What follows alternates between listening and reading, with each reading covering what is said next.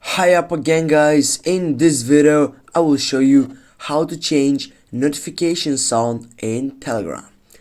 Guys, when you go on your left upper side by clicking on the three dots, then you should go on the settings side and then you should scroll down and looking for notifications and sound, the first selection. Click on it. Right after that, you need just to scroll down a little, and as you can see on the second side you have calls, and on the second selection it's ringtone. Go and click on that. Now guys, here are all the file side when you can choose a sound effect for your notification in your Telegram.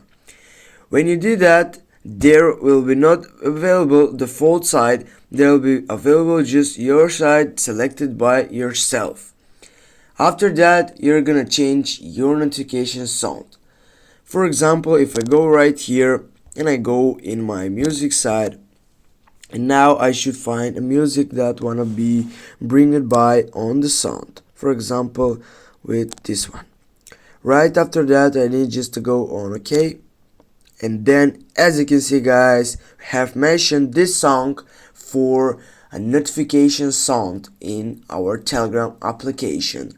Thanks guys for watching. Don't forget to hit that like and share the video. See you soon guys.